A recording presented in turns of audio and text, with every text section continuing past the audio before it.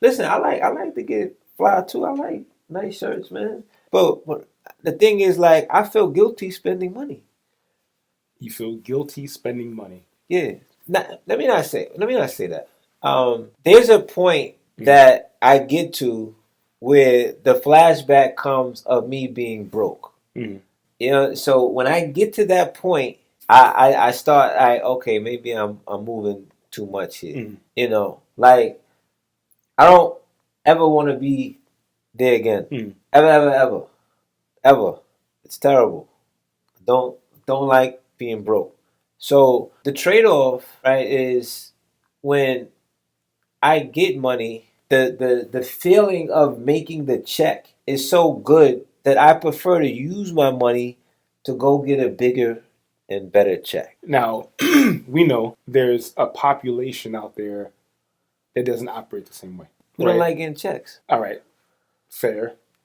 What people do with those checks they like are different, right? Some people like getting checks because of the feeling of spending the money, not necessarily just getting the money. So because of that, as fast as it comes in, it goes out. And why do you feel like this? Why do I feel that is Why happening? do yeah? Why does that? It's about why do people get the money and spend the money? For some people, I can't By say the way, I for do the same thing. hmm but you spend it in places or you invest it, Yes. right? So yes, investing is spending, but investing is spending in a place where it's going to bring you back more money Yes. or potentially bring you back more money. Yes. Now, for some people, they grew up a certain way where they didn't have, they didn't have much growing up. Financially, they weren't in the best place. They may have some financial trauma growing up, whatever it is, right? So if you never had and now you have, for years you'd be like, man, one day when I have, I get to do Well, what's this. happening? That's subjective. Of course. So if you were not in the past able to buy a pair of Jordans or buy an article of clothing that you really wanted to buy and you believed it was going to make you feel good, it's just a belief, but it's to the person is their truth. And now you get increased unemployment earlier this year, the extra $600 coming in, let's say in New York State. Out of all the things in the world, I go, oh my goodness. When I was 12, I wanted those Jordans. And I spent to pay Jordans at the expense of my credit and light bill, and even or driving a hot car at the expense of my kids having to spend or ruin their lives with debt from college. Because I want to drive a nice car and rock chains and Yes, Jordans. yes, because it makes some people feel good. Absolutely. 100% that happens. People say keeping up with the Joneses, whoever the Joneses are, and I've never met them, but keeping up with the Joneses, people get or purchase cars or lease cars that they're not able to afford to feel better, right? They work, in their mind, they work hard. They want to be able to utilize the money that they worked hard for. And yes, I could appreciate both sides, but what you got You said what's wrong with that? Yeah, what's wrong with it? Listen. I don't have a car note to this day. Yeah. Okay? If you ain't got the cash, you can't afford it. That's the first. Now, that's if you borrowing money, you need to borrow money to make money. That's the only way you should be borrowing money. from as a businessman, I get that. Yeah, and then I get another one too. I get this one. Well, this is the one I love, right? Well, if I had $35,000 cash, right? It actually makes sense to borrow the money at a low interest rate, and I could take the 35,000 and invest it in the market and make 70 or make more money. And my answer to that is, in order for that to even be in play, you have to have $35,000. If you're not, you talking BS. Because then you could take those payments and dump it in the market. Agreed. Yeah, like, all right, so we like to look good. Granted, right? Everybody want to look nice, look dressed, but what's the point of impressing people? Like, I don't, like, are you that self-conscious? Like, if you got a car, it functions, why does it gotta be the ish? Like, why it gotta be the 2020? If you got it like that, then that's cool. But the decision, if you got it like that, the real decision is, do I want to buy this cash or do I want to borrow? Mm-hmm. Because you got the cash. Because you have it. Yep. Yeah. If you ain't got the cash, that's you. People want to feel good. That's why some people have second jobs just to have a nice. People want to feel. There's certain traumas, right? There's a lot of people who have mental health issues, right, for various reasons. Are you telling me this? You saying that people are making bad decisions because of trauma? Yep, absolutely. 1,000. In my opinion, Who doesn't? All right. everyone has probably experienced trauma. People cope with trauma differently. And that's why even the news preys on trauma, right? Fear. So trauma can potentially be a mechanism that other people can use to control a certain portion of the population. Yeah, you know what? I get that a little bit, right? Come from the hood, right? Mhm. Come from the hood, snapping, joning. If you from DC, you like They call it joning. They in DC? call it joning. Snapping is joning. In DC. Joning. Interesting. Okay. Yeah. So Cracking jokes for the people who don't know what either of those mean. yeah.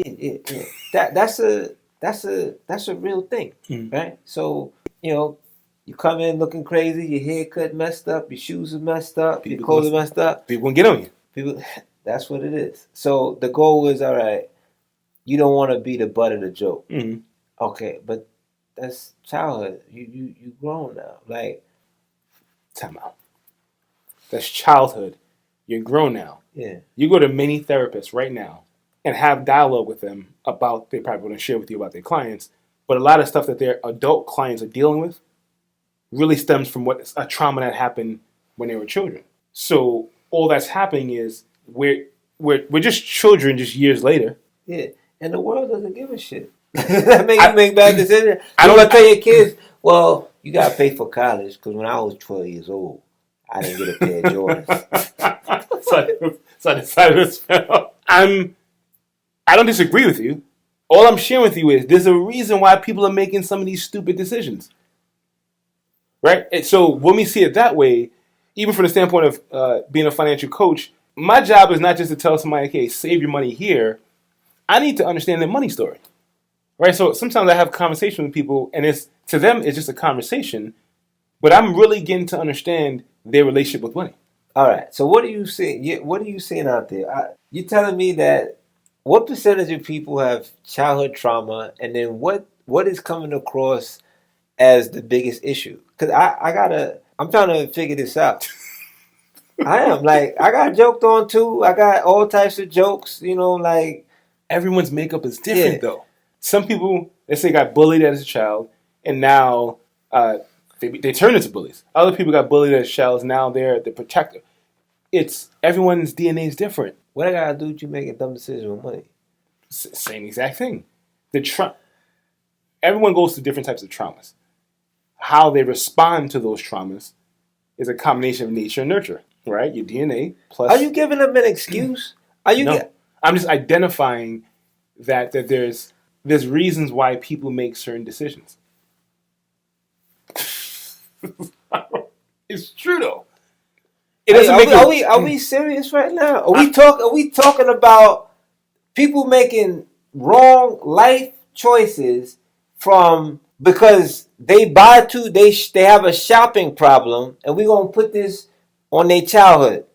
So they're gonna blame their mother for their shopping issue. People do though.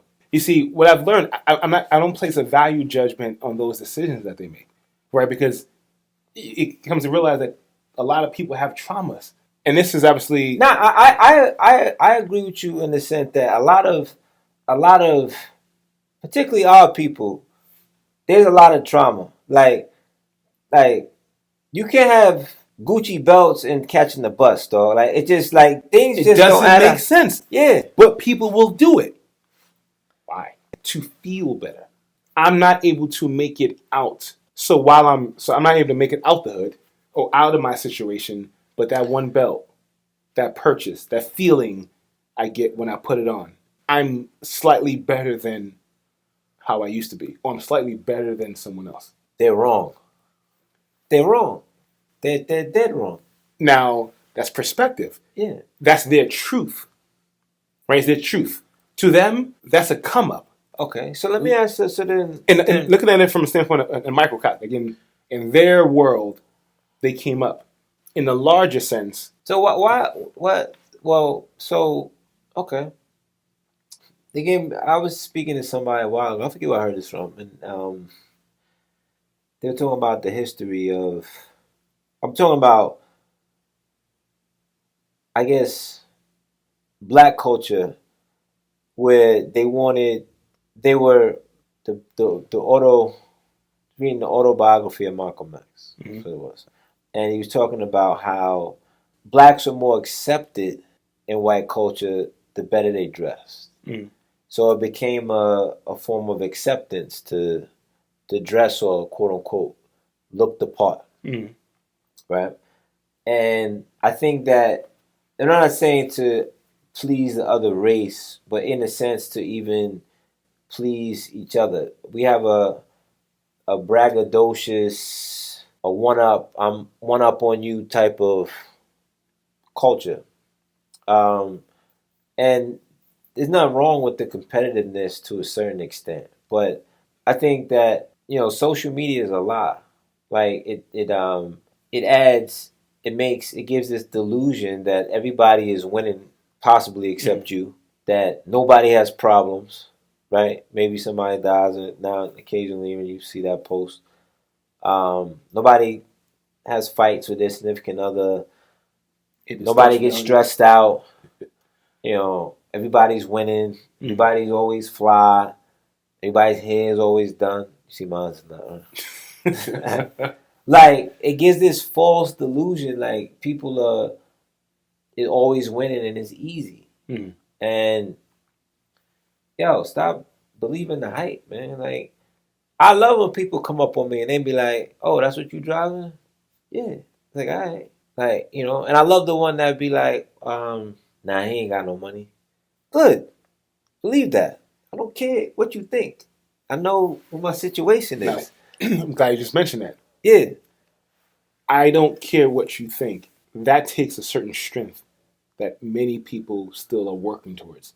A lot of folk, regardless of what background or what have you, care about what other people think. Why? Could be many reasons. Half of them don't even give a shit about you. Half people really don't. They really care less about you. I don't disagree with you, but in the person's head, see, it's all about their perspective. To them, those people care. I think a lot of people they just want other people to feel bad. They want other people. They want to flaw so much. Like they want other people to feel inferior. Yeah, that's possible. Or they literally are like, man, if I don't do this, if I don't have this, I'm not going to be viewed as this. So they try hard to get there. Yeah, I mean, listen, I love the guys with the Benzes and the fly watches, but when it's time to do a deal, they ain't got no money. Like those are, I be like, really though. But they're not trying to do deals though.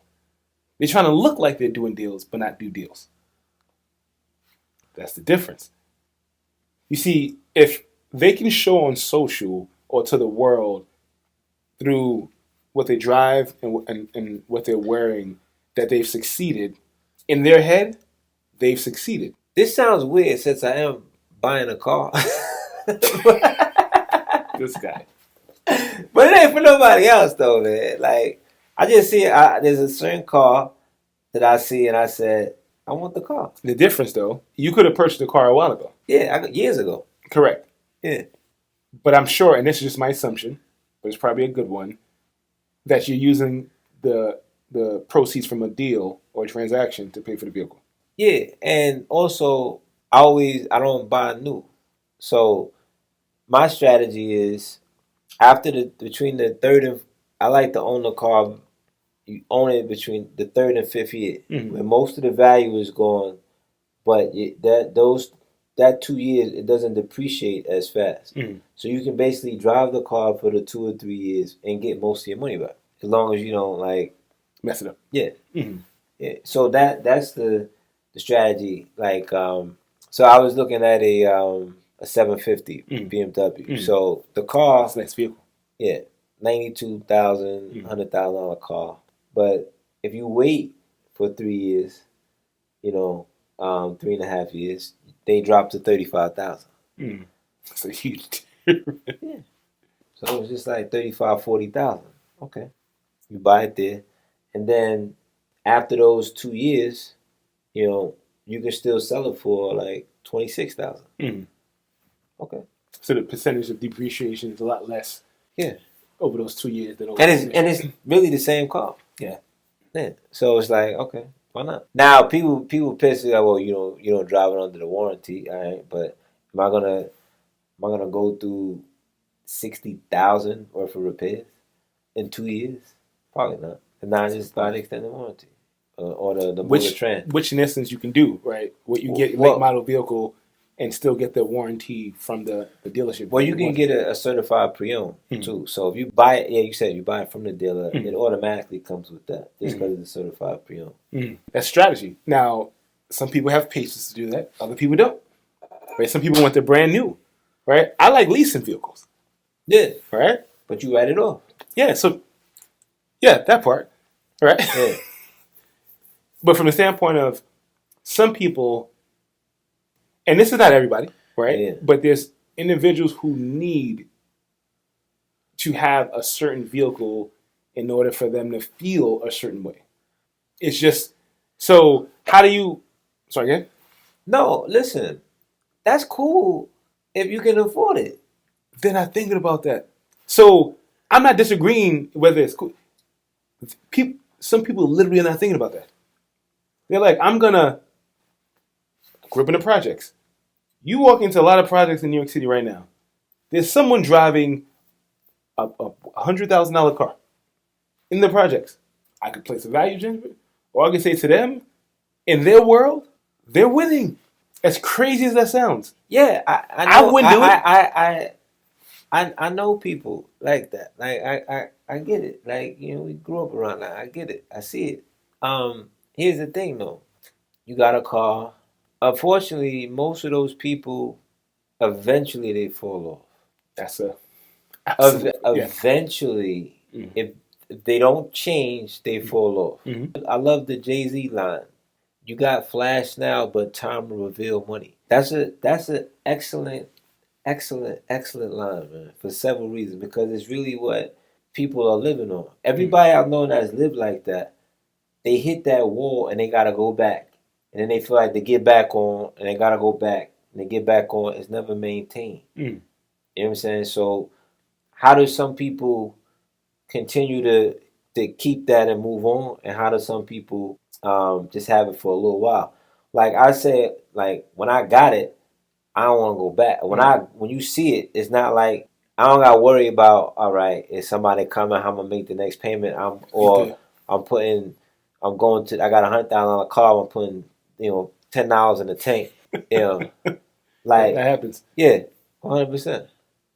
You see it, I got it. No worries, no issues. You know what I'm saying? And you're doing it the right way though. Yeah, but you say like, or those people grew up in the projects, whatever the case may be. Or but they grew up without having. You spoke about a 750 BMW. There's some people who that same vehicle that you have the patience to wait 3 to 4 years to pick up. That person literally with horrible credit, bad situation, will have whatever need to get that vehicle and will get it right when it comes out. So that in their world, the people around them, their peers, are like, man, you made it. Because things, these physical things, for some people, these tangible assets or liabilities will make some people feel like they've arrived.